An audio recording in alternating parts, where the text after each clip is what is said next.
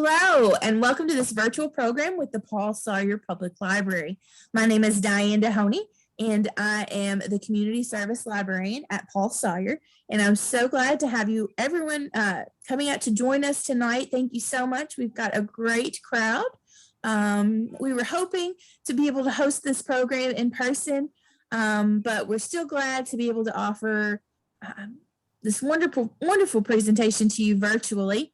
To keep everyone safe. But I do hope that you have had time to stop by the Paul Sawyer Library during the month of September. If you haven't, I encourage you to do so before the end of next week, before the end of the month, because we have had the honor of exhibiting a beautiful display put together by Sallie Lanham and Nash Cox.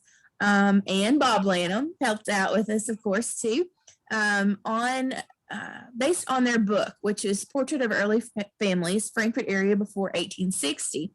And this exhibition just goes along with the program that we're having presented tonight. It is gorgeous, lots of wonderful information and photographs and art and artifacts, and you just definitely want to stop by and take a look at that while it is still there. So stop by the PSPL lobby and take a look at that wonderful exhibition. So tonight, I'm so pleased to welcome Sallie Clay Lanham and Nash Cox. They'll be our presenters this evening to discuss their book, Portrait of Early Families, Frankfort Area Before 1860.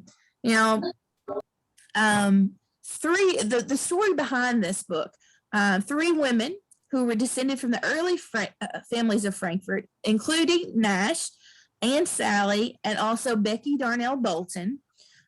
They came together in 2009 to publish this book, and they were assisted by numerous descendants of these families who contributed their family's information, their artifacts, their photos, and they compiled this book that recognizes those families who developed Frankfort and the surrounding area by providing a visual and narrative record for future generations.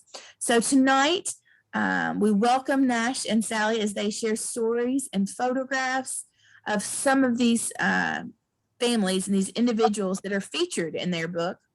And as I mentioned before, we will have time at the end for you to ask your questions. And maybe you have some information or some stories that aren't included in the book that you would like to share with our authors.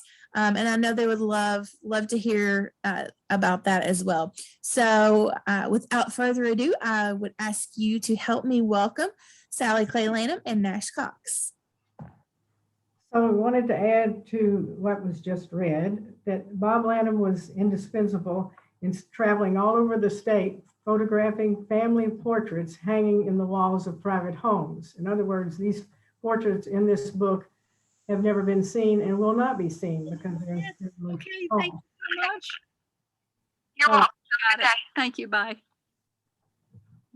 The Kentucky Oral History Commission provided a grant to tape family stories, which are now in their archives. And Nell Cox videotaped some of these interviews. Excerpts from are interspersed through the book. Our book was selected for the 2010 Kentucky History Award. So now we have selected portraits and stories from our book to give you a sampling of the early people who lived in Frankfort. Now,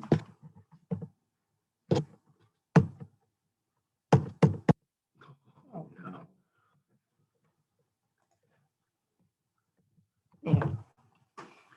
This is a map of Franklin County, the first map of Franklin County. And if you notice, it does not include Frankfort. It does include Leestown. This is the Filson map, 1784 of Kentucky. Leestown was the first settlement in the Frankfort area and the site of a buffalo trace which crossed the Kentucky River, where Buffalo Trace is now. In 1773, the McAfee Company and Hancock Taylor came here and surveyed the area, which was an early pioneer stopping place. By 1775, Leestown was settled and named by Hancock and Willis Lee. It was established by the Virginia Assembly the next year, 1776. By the early 1900s, Leestown was still a community. Frankfort had far surpassed it. There were two industries in Leestown. One was known locally as the hemp factory, and the other was the George T. Stagg Distillery, which is now Buffalo Trace. Daniel Whizziger was one of the leading figures in early Frankfort and one of the founders. He was a trustee of the town and served in the first legislature of Kentucky from 1792 to 1793. And for 10 years was the clerk of the Franklin County Court, which was a very important position then. His accomplishments as a businessman, farmer, banker were extensive, and he was involved in every major activity and improvement in those early years. He built a two-story log house where the Paul Sawyer Public Library is now. And you'll hear more about the terraces, which was built on that same site well before the library.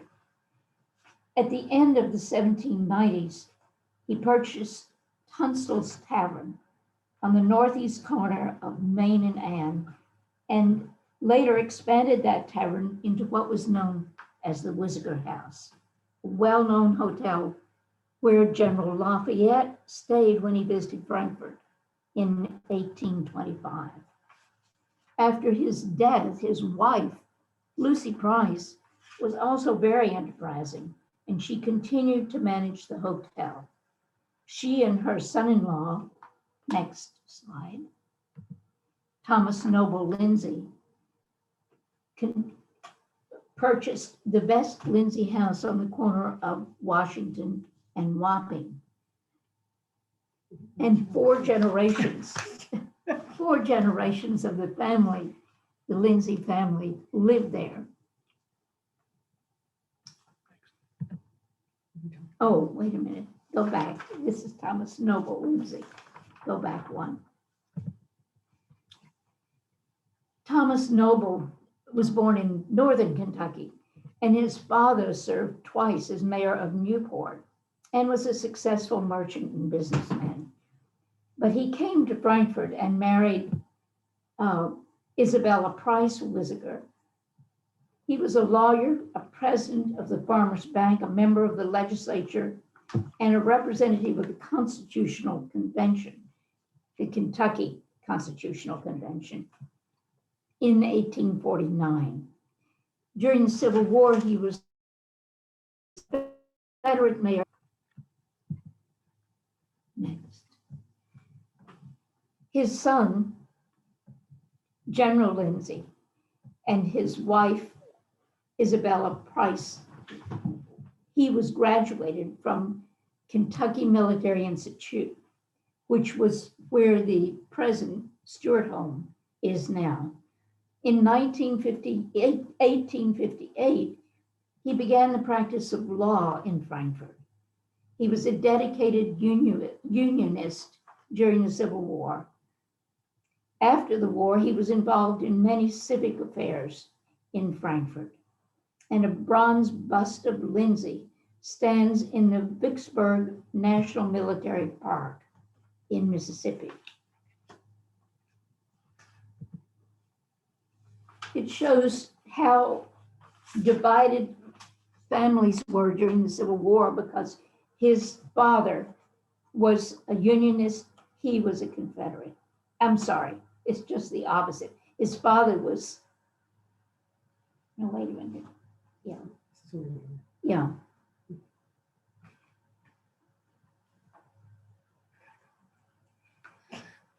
Colonel Crocker was a famous revolutionary officer to us. He was with Colonel George Rogers Clark in Vincennes and Kaskaskia battles, which saved the Northwest. Later, he assisted in defending many frontier towns against Native Americans. This portrait was made after he had gone to New York to sell cattle. His letters describe Lafayette's visit in 1825 to the United States and to Kentucky. He was assigned to General Lafayette during the Revolutionary War, and he helped the wounded general off the battlefield at Brandywine. In 1825, when Lafayette visited Kentucky, he visited his old friend in Bridgeport. Crockett's letters are now in the Library of Congress. John Jordan Crittenden was considered the best educated of the Kentucky early governors. U.S. Senator, Kentucky Secretary of State before being elected governor in 1848. He resigned in 1850 to be the U.S. Attorney General. He tried to arrange a compromise to avoid civil war, but was unsuccessful. Some rank him with Henry Clay as a great American pre-Civil War statesman. Marie Knox Innes Crittenden was wife of Governor John Crittenden and daughter of the first federal judge of Kentucky, Judge Harry Innes. Crittenden married Maria in 1826 after both had lost their spouses. Between them, there were 12 children to raise. The Crittenden house is in the corner Inn Celebrities in Frankfort. The pocket watch shown here belonged to 22-year-old Lieutenant John J. Crittenden III, who was a grandson of Governor Crittenden. John III died at the Battle of Little Bighorn. Although the Crittenden attempt to locate the watch, it eventually made its way into the hands of a French trader who tracked down the family and returned the watch. It is in the collection of the Kentucky Historical Society today. I might add that the Capital City Museum also houses many of the artifacts that are in our book. Philip Swigert, Frankfort's man of all seasons. He was a banker. He was the first mayor of Frankfort, railroad promoter, manufacturer, log manager, and philanthropist. He was active in building the first city school, the first waterworks in Frankfort, breeder of fine horses and cattle, was sheriff, circuit clerk, and state senator.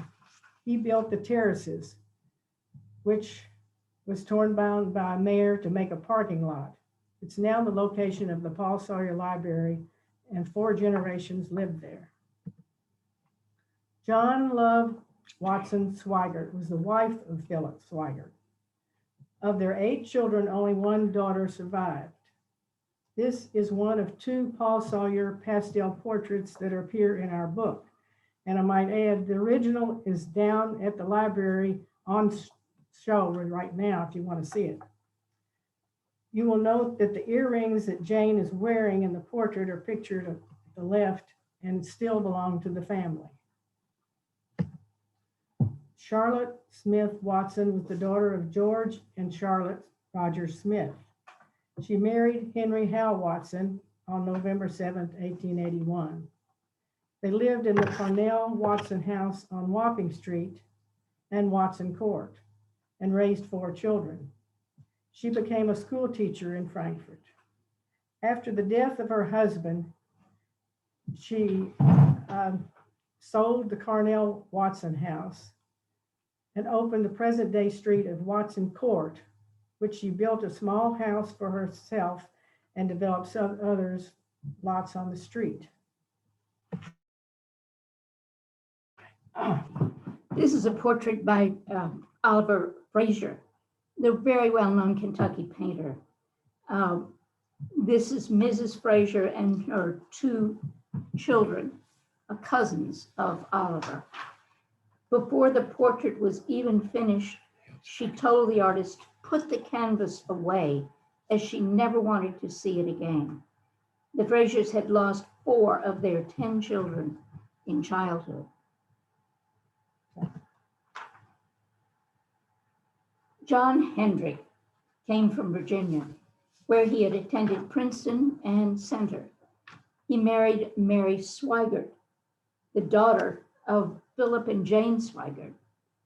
He was a minister for 30 years, had 4 children, 2 of whom survived to adulthood, including Buford Hendry.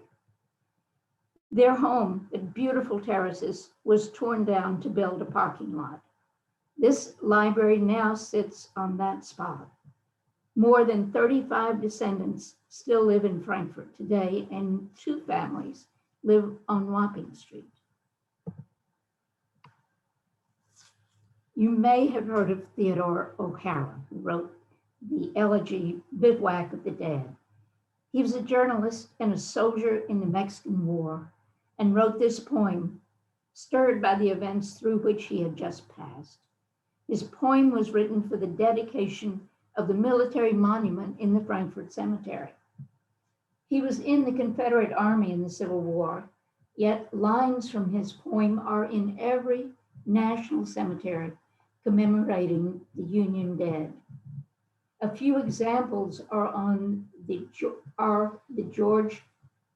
General George McClellan Gate at Arlington and on the oval path surrounding the site of Lincoln's Gettysburg National Cemetery. Benjamin Harrison Blanton.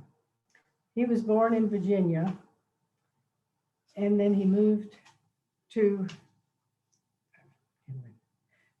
he was born in Virginia and then moved to Fayette County, Kentucky. In 1799, he married Elizabeth Dudley. First listed on the Franklin County tax rolls in 1817 and was taxed for 42 acres in Leestown, where he built the Beeches. The Beeches, this house is a brick house. It's right directly across from Buffalo Trace right now.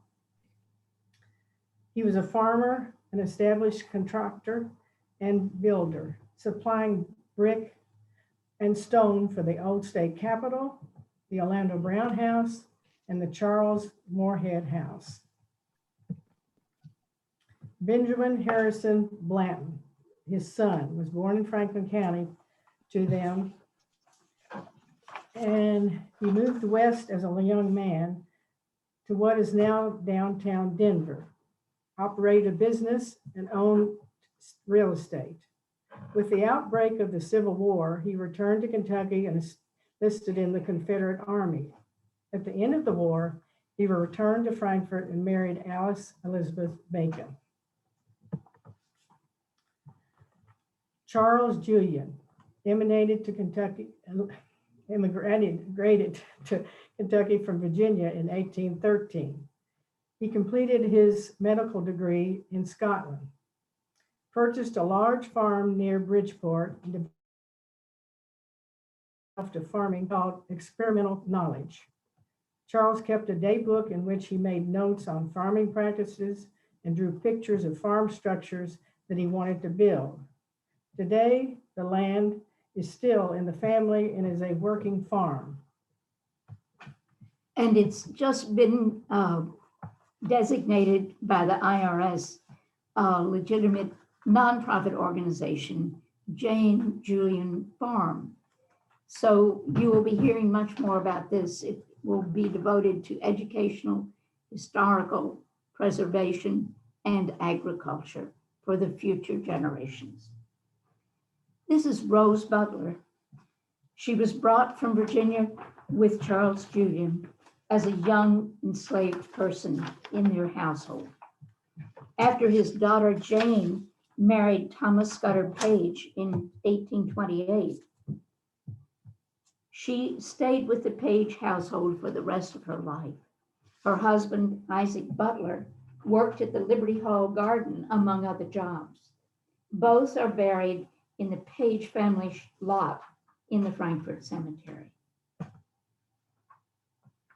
This is Henry Clay with his daughter, Sarah. Henry was a free Black farmer specializing in fruits and vegetables in the Schofield Lane area.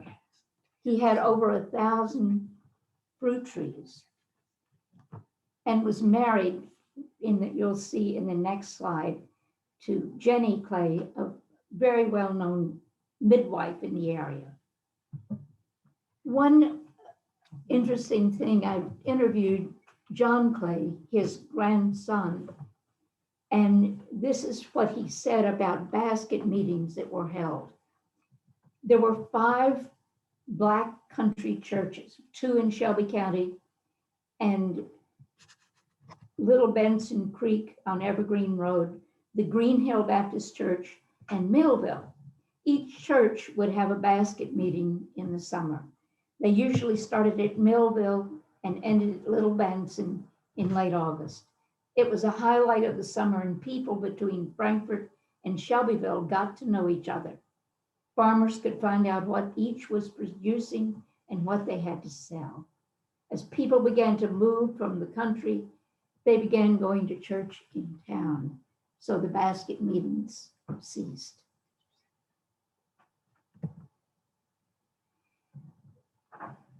Jenny Clay was also a free Black woman.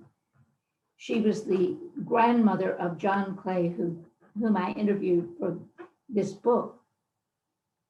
Everybody knew her as a midwife because Aunt Jenny brought them into the world. I'm quoting John Clay now. And when they got sick, Aunt Jenny was the one they called. She was part Indian and would go out in the fields and gather herbs. Being part Indian, she was familiar with using herbs for healing.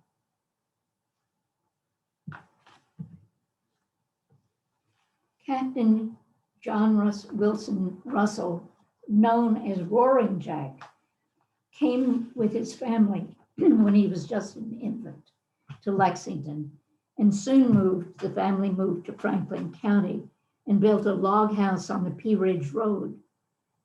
After apprenticing to a blacksmith, he fought in the War of 1812. But he had to work his way on a flatboat to New Orleans to pick up payment for his service, and then he walked home. After that, he began a life on the Mississippi River, and he became one of the best-known captains in the glory days of steamboats.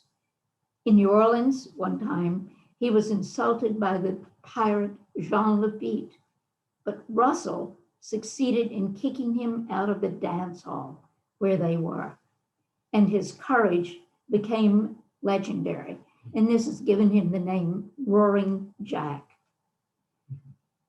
Eventually, he returned to Frankfort, became a farmer and a legislator, and married Anne Marie Julian, the daughter of Charles, whom we just saw, and had 5 children.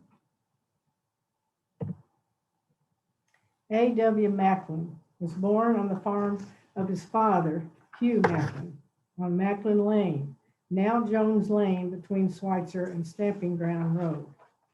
Married his cousin Jane Macklin and had 7 children. Became a major manufacturer in Frankfort and the Forks of Elkhorn, eventually owning a 4-ounce custom flouring mill, rope walk, cold yard, cooperage, a large farming enterprise, and thousands of acres of property in Franklin County, Beattyville, and in Arkansas and Mississippi. He built the dam at the Forks of Elkhorn and called it My Monument, and it was. He died of internal injuries sustained in building the dam. Stephen Black was born in Franklin County in 1827. Stephen taught school and farmed. In 1852, he became involved in the coal business. He married Lida Macklin, daughter of A.C. Macklin. His wife inherited the property of Silver Lake Stock Farm on the Georgetown Turnpike east of Frankfort.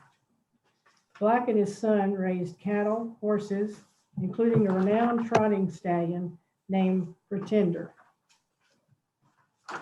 Next. Ebenezer Hiram Steadman was born near Boston, Massachusetts, and came to Franklin County in 1833. He renovated an old mill on Elkhorn Creek and established a thriving paper mill there. During the Civil War, life at the mill was disrupted, and the Confederate government failed to pay for paper it had ordered. He eventually became bankrupt and retired to Texas to live with his daughter's family. His letters to another daughter who remained in Frankfort are collected in a book, Bluegrass Craftsman, published by the University of Kentucky Press in 1959, and it was recently reprinted by the Heritage Press here in Frankfort. An oral history describes the old Steadman house, which has since been torn down. But I thought this was interesting. It was an interview that I made with a woman who had actually been in the house as a young person. The rooms were enormous, with 4 rooms on each of the 3 floors. It was a Kentucky L. You had to go into the front hall to get upstairs or go to the outside stairs on the floor that filled the L. My uncle carved a staircase out of the wall where the logs were so thick. It led from one of the rooms to the next floor. The steps were steep, and there was a door at the bottom and at the top. It used to scare us children because it was pitch black. This was Mary Bryson Hunsaker.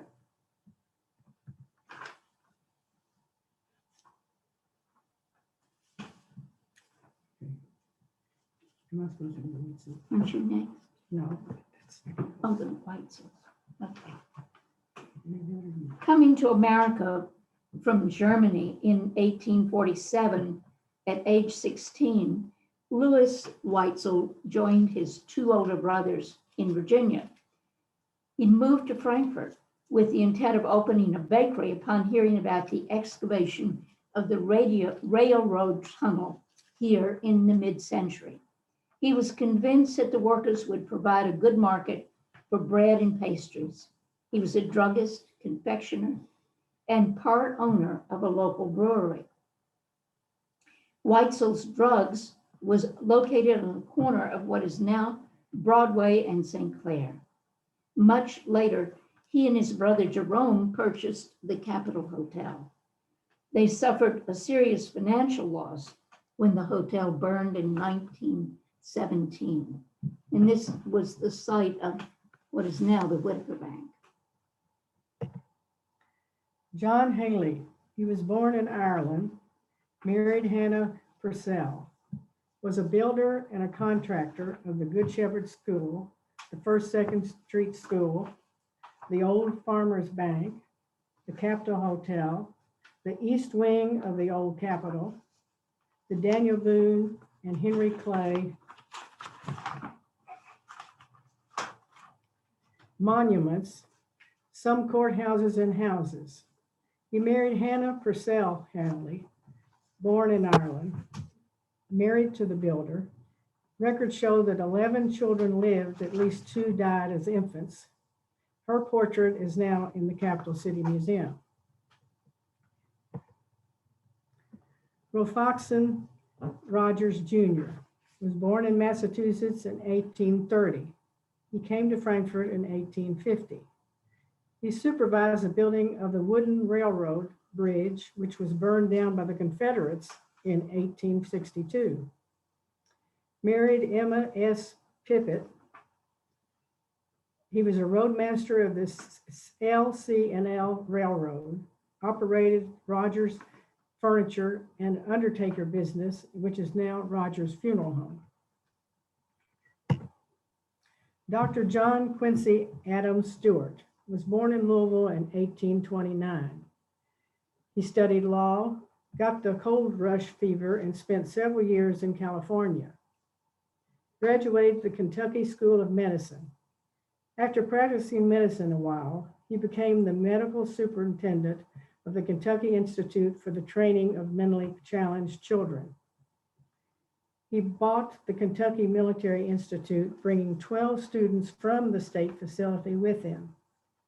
He founded Stewart Home School, which is there today. This handsome man, Edmund Haynes Taylor Sr., was born in Jefferson County and was the son of Richard Taylor, the U.S. surveyor for the state of Kentucky. He was first employed by the state auditor's office and was a cashier at Frankfort's Bank of Kentucky. Very prominent businessman, stock breeder, and he constructed the first Capitol Hotel. His son, E.H. Taylor Jr., was a state legislator in both House and Senate, and also mayor of Frankfort. He built a distillery empire, making brands such as Old Hermitage, Old Crow Pepper, and Old Taylor whiskey. He also was known for his famous bull. What's that?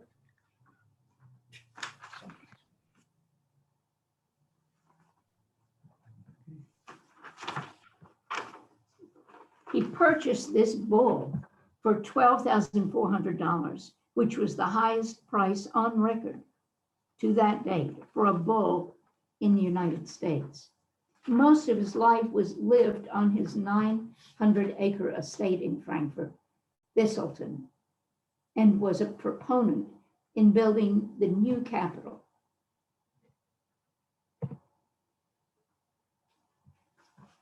Benjamin K. Milam served under Colonel Humphrey Marshall in the Mexican War. On returning to Frankfort, he became a watchmaker. He started making fishing reels, which became famous around the world, winning prizes at the World's Columbian Exposition in Chicago in 1893 and the International Exposition in Paris in 1900. You want to mention him? Oh, yeah.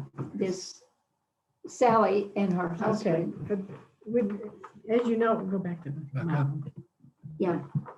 As you know, the Milam reel was famous all over the world. So Bob and I were in Edinburgh, Scotland, and Bob needed a fishing reel. So we went to the owner of this shop, and we mentioned that we were from Frankfort, Kentucky, and he reached up on the back of the shelf and pulled down a Milam reel, and this was in Scotland.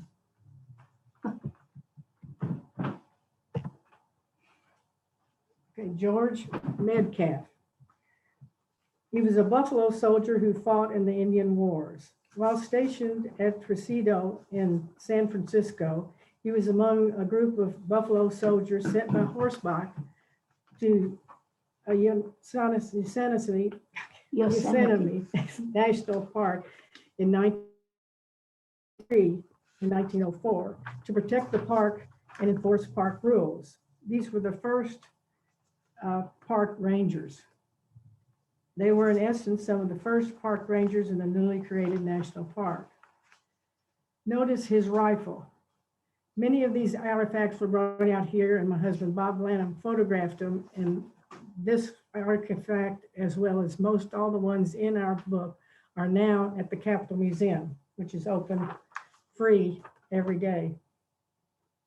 According to the family traditions, he also fought in the Spanish-American War. His sons, Edgar and Louis Metcalf, were longtime residents of Frankfort.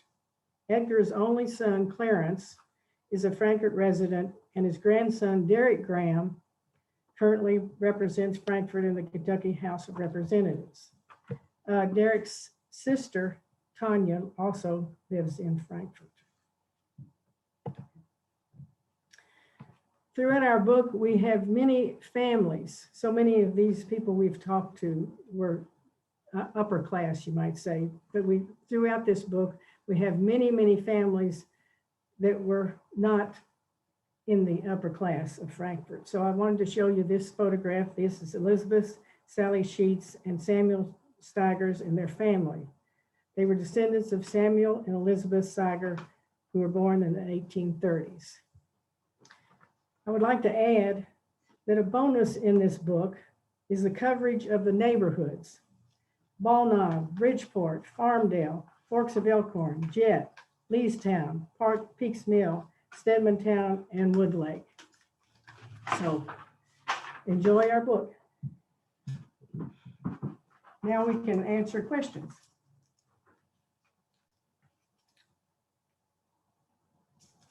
Diane? Sallie? Sorry, I had to get unmuted there. All right, hold on one moment. We're going to remove the spotlight, and I'm going to stop the screen share so we can all be on one. Okay, hold on one moment here. Wait just a second.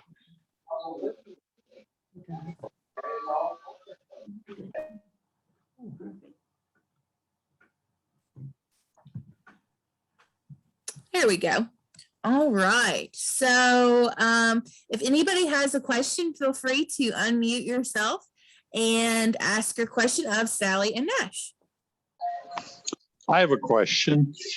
Is John Brown and Margaret Preston and their family of Liberty Hall included in the book? Definitely. Definitely. We just thought Yes. that they are celebrated too much. That's why we left them out of our speak. But Okay, thanks.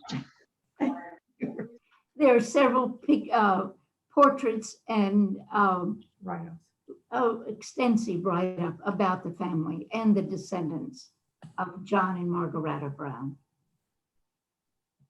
And I might add that the picture in our book that Bob took of the miniature of Margaretta Brown has since been stolen from Liberty Hall. It does not exist anymore. So the photograph that Bob took of it, Oh, no. the original, is in our book. And there's several pictures there at Liberty Hall that they don't allow you to photograph just on a tour. Yeah. Well, that's because the flash would ruin the pictures. Paintings. Well, they told me it was because they weren't available outside of the museum. Well, they're in our book, by our book. Yeah, good.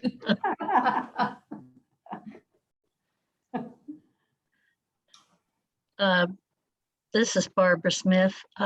Sallie, did Bob buy the Milam reel in Scotland? I wasn't looking to buy an antique reel. I was actually looking to rent some fly fishing gear so that I could get away from the family. All they did was visit cities and castles, and I just got tired of that. So I found on the map a town close by to where we were at the time called Callander, Scotland, after I had rented the fishing gear from this guy. And had him drop me off and I fished. Oh, okay. And they continued on with the tour of castles. But the man would not have sold it. It was a collector's item worth quite a bit. So it was not for sale. Yeah, he was just showing He it was to just me. showing it to us because we were from Frankfort, Kentucky. Oh, okay. Where it was made. The exhibition of of rods and reels at the Capital City Museum is very popular. It's attracted people from all over the world just because this reel is such an important was such an important invention.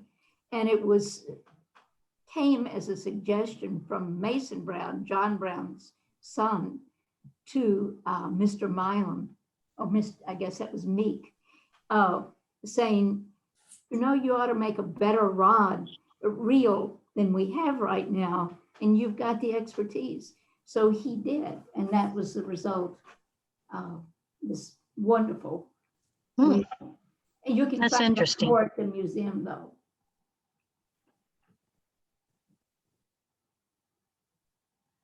Anyone else have questions? Feel free to speak up. I have a question for you guys. I was wondering if you had any more information on William L. Graham. He was a contractor here in town and built many of the homes down here in South Frankfort. Well, we'd have to look in our index, but the people brought their stories to us and their photographs. And it was before. I see you have a little excerpt about him in there. I didn't note the page, but there's not a picture or anything, but just like a little. You see, people brought us the pictures, so we didn't, except Mhm. the ones Bob took of the portraits. So if they didn't bring to us, that's all we have. Okay. Also, the Rodman family. I know Nash Cox probably knows a lot about the Rodman family. True. Yes, it's in the book. There's extensive information about the Rodmans. Okay. You don't have any pictures of Nanny Rodman, would you? We put in the book everything we had. Okay. All right. In fact, it was on this table right here, my grandmother's dining table for 4 years. It took us 4 years to do this. Okay. Okay. And And one more question, and I'll leave you alone. Let somebody else ask. What about the enslaved people that the Schweigerts owned? Do you have much information about those individuals? We would be able, the only way you can tell, I don't have it with me right now, but the slave schedules and the census, you can check it out at the Capital City Museum or the Historical Society. Oh yeah, I've looked. All that census information, but of course, slaves were only known by their first names in Right. those records. So Right, yeah. it's hard to know, but we do know numbers. Yeah, I've looked at the slave schedule for Philip and Jacob, and I was actually looking for a particular individual, Francis. So I always ask that, hoping that someone may know more. You could also check with the genealogical society that works in trying to locate ancestors who were enslaved people.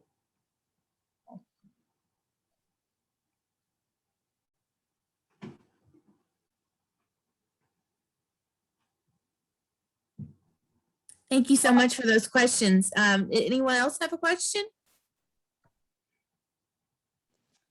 I have a question. I was wondering if you had any plans to write any additional books. Good question, Beth. I think at this point, I don't know that we do, but certainly we would be open to any ideas. And I was hoping tonight that it would stimulate some people to come forward and say that they had information that they would like to share. But the early history of Frankfort is absolutely fascinating. And it really was a very small town, but had a great influence nationally, as well as being capital of Kentucky. But so many of the early leaders of the country came from Kentucky and came basically from that very small neighborhood of the corner and celebrities. It's just remarkable. But it all changed after the Civil War because the North became much more industrial and everything, the money from Frankfort became much less. But in 1850, I just noticed this yesterday, Kentucky was the 8th most populated state. In other words, we had more people in our state. And also we were among the top in the economy in the United States. But that didn't last. So that 1860 cutoff date for us was a reasonable one to think of.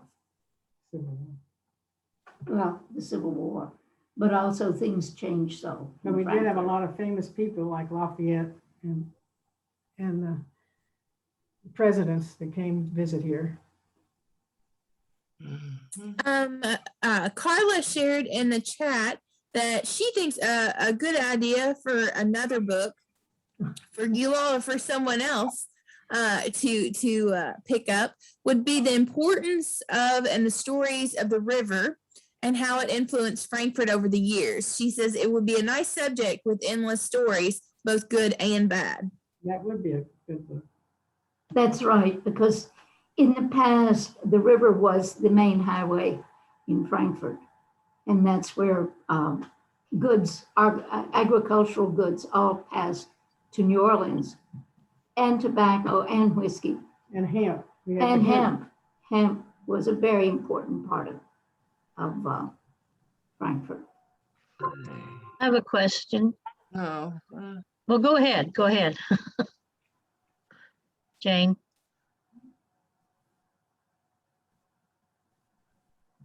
Unmute yourself, Jane.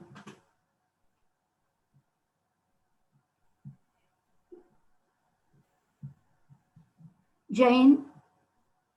She can't hear. She's talking. She's talking. Yeah. Can you unmute her, Diane? I am trying. Now. There you go. now, There. We couldn't Now. hear you, Jane. you can't hear me? We Now can now. Yay, okay. If I lived long enough, I'll learn how to do this. I don't really have a question. I just want to say this is a wonderful book, and so it's just so chock full of local history, which we all love, and there's so much more local history out there that needs to be honored.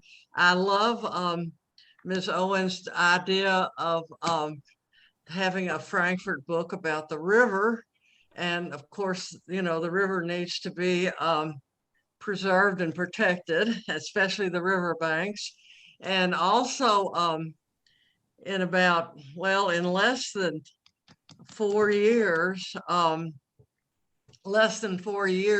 will be the 200th anniversary of when the Marquis de Lafayette, General Lafayette, came to Bridgeport and Frankfort and Lexington, his big tour of Kentucky. And I'm hoping that everybody will want to have all sorts of celebrations to mark the event, because it's very important.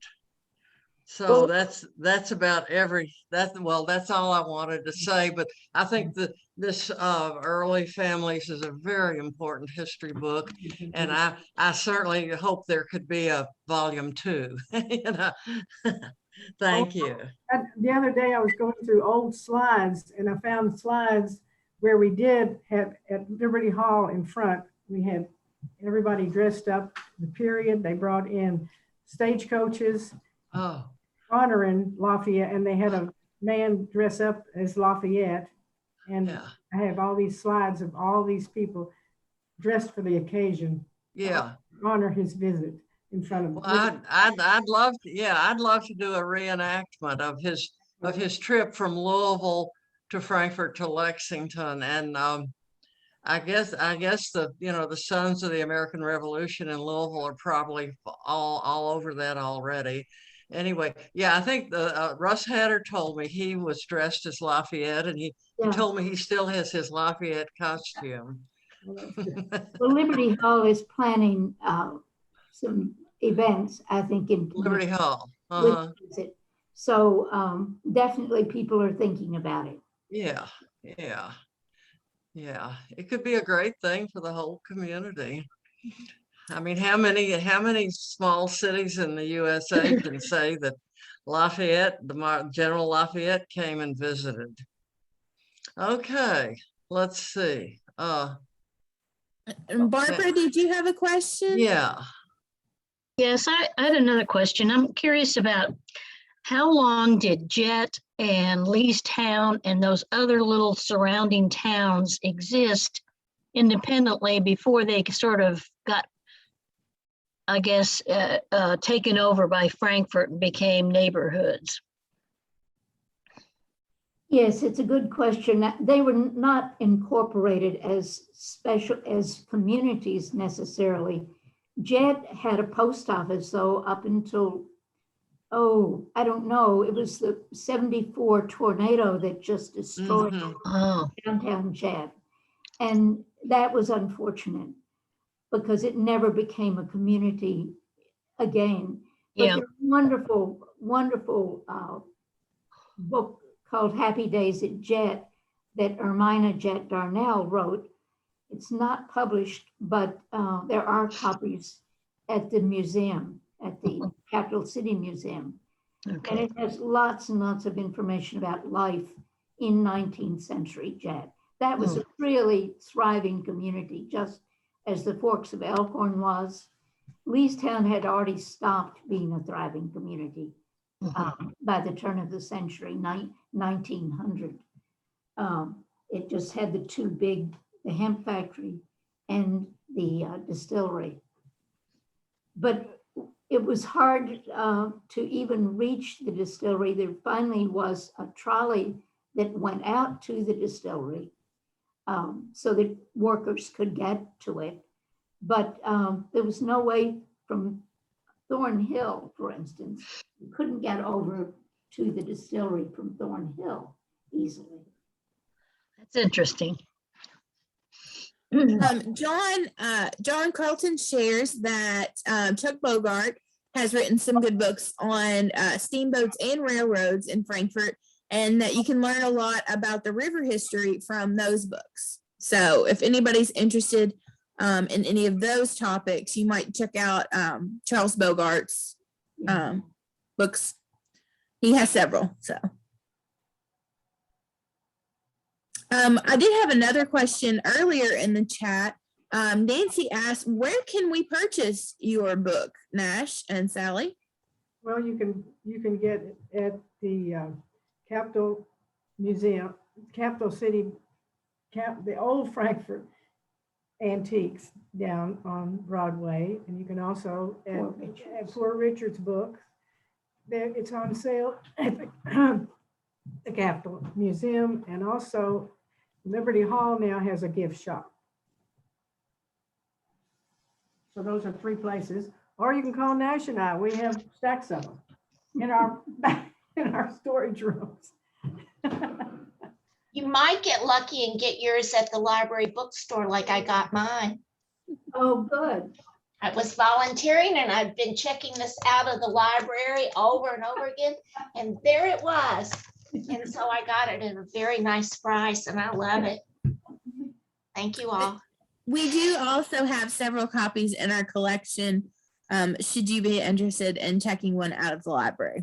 So You don't have to have a family in it. We've sold books because it's so many interesting stories that people have told, plus the parts about the neighborhoods, that you don't even have to have family in it to read these interesting. What is the price of the book?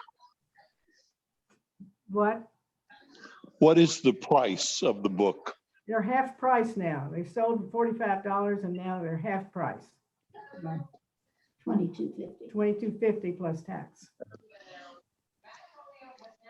Thank you. And everybody's selling that.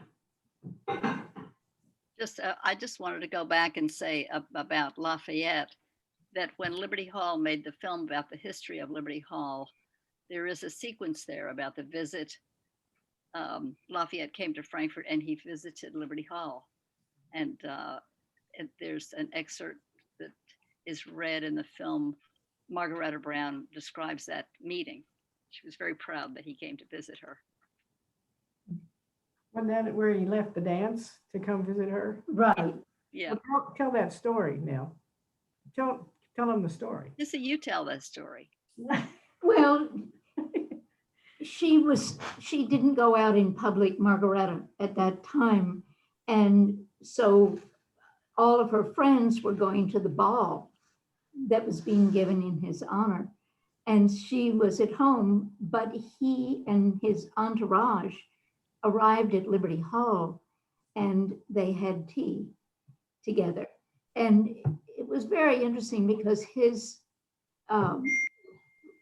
John Brown's brother, James Brown, was the ambassador to France, and in a sense was their because of that connection, Lafayette, I think, wanted to pay respects, especially to the Browns. Because John Brown had passed away by that time, right? No, he was still alive. Where was he that day then? Probably Washington, D.C. I don't know. I don't know where he was. He may have come in, but it was described in a letter that Margaretta wrote, and that's why we know so much about it. But John Brown wasn't mentioned. But there was definitely a family connection between the Browns and France at that point.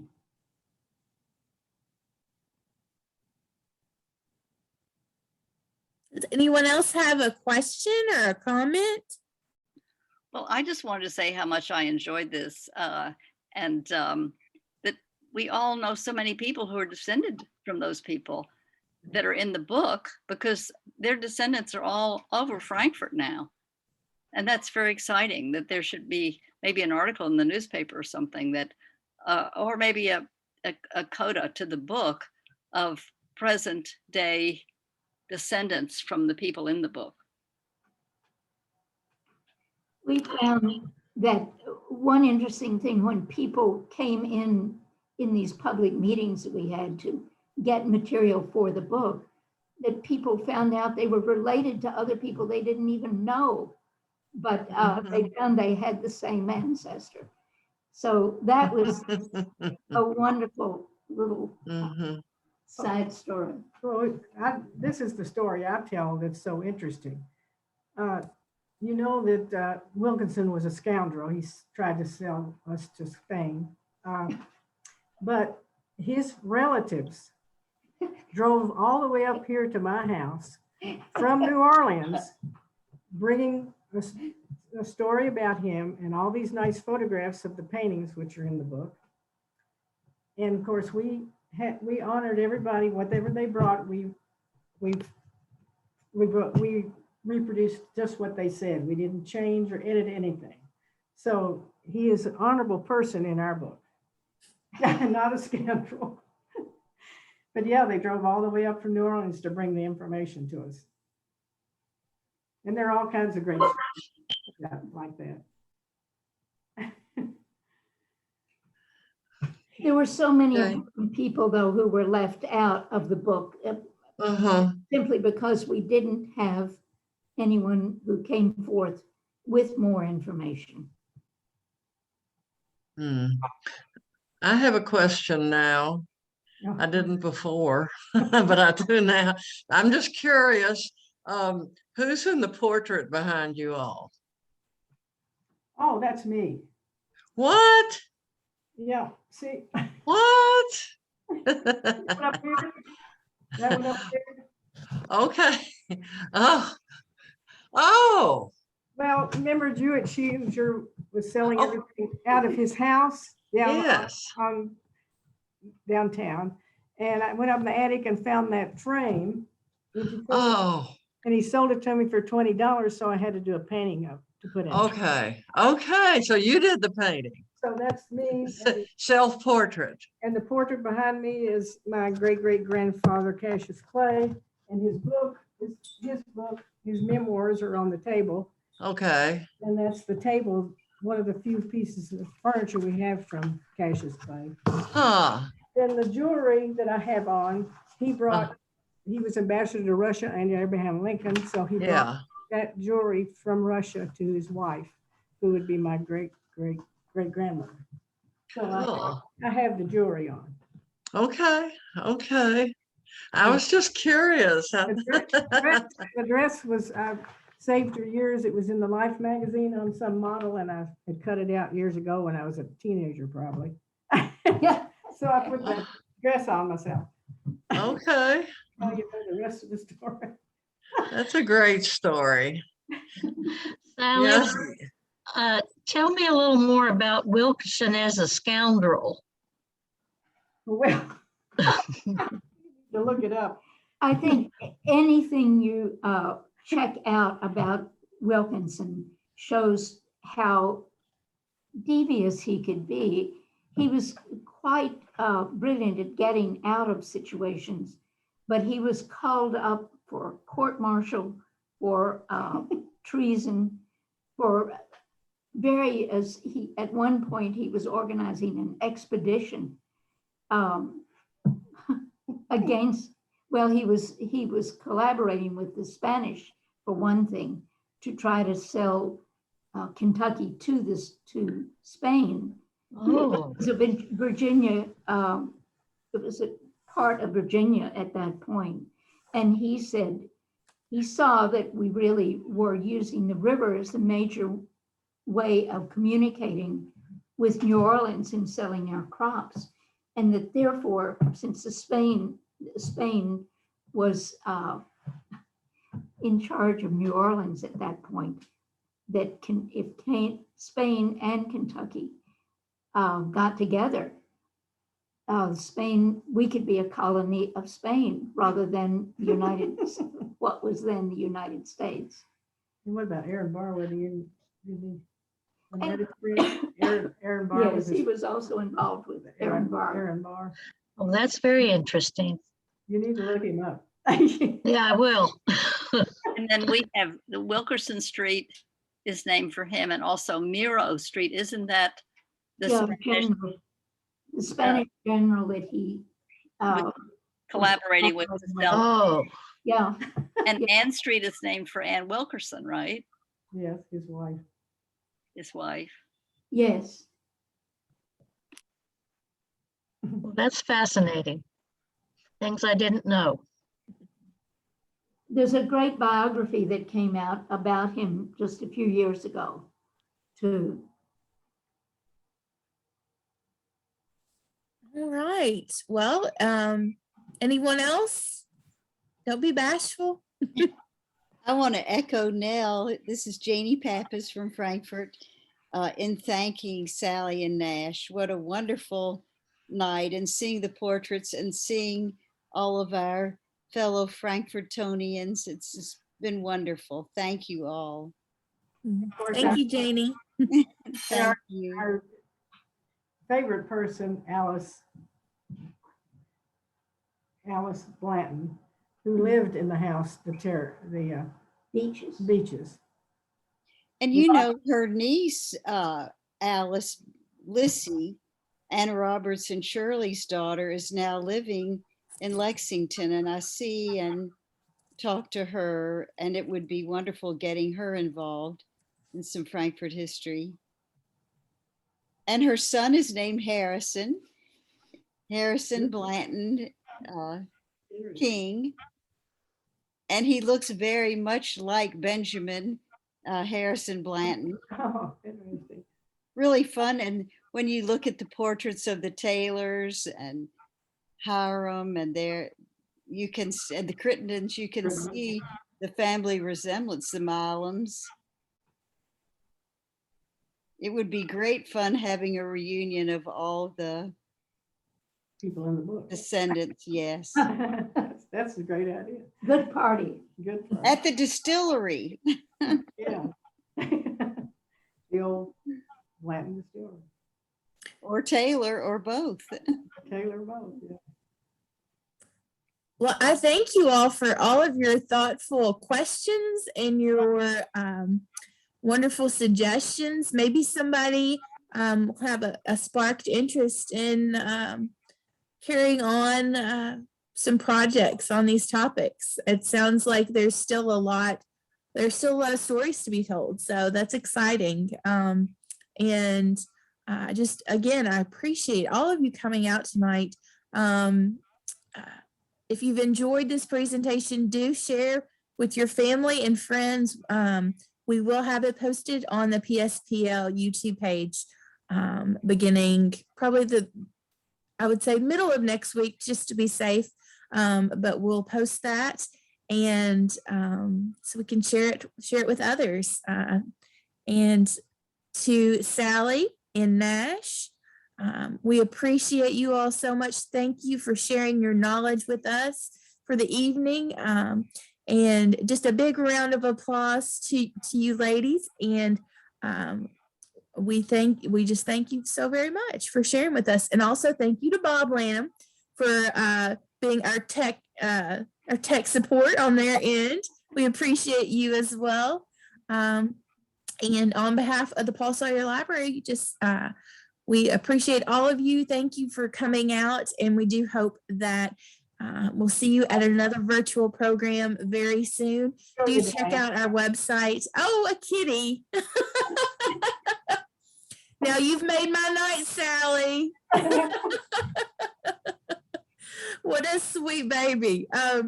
Do check out the Paul Sawyer Public Library website at www.pspl.org, or it's easy to find us on Facebook. Just look at Paul Sawyer Public Library. All of our events will be posted. We've got some exciting things coming up in October, and I really, really encourage every one of you, if you have not been down to the library, to see the exhibits on this wonderful book. Please do come and check out the exhibit. It will be up until next Thursday, the last day of the month. And just like Sallie said, that original Paul Sawyer is in there, and it is beautiful. As everything else in the exhibit, there's some artifacts in there, lots of great information and photographs. So stop by the lobby and take a look at that wonderful exhibition. So don't want to keep you all much longer, but again, thank you so much, and we hope to see you all very soon. Good night. Thank you. Well, Diane, we want to thank you for all of your work. You are most welcome. Yes. You're most welcome. I love working with you all always. So thank you again, and have a wonderful night, everyone. Thank you. Thank you.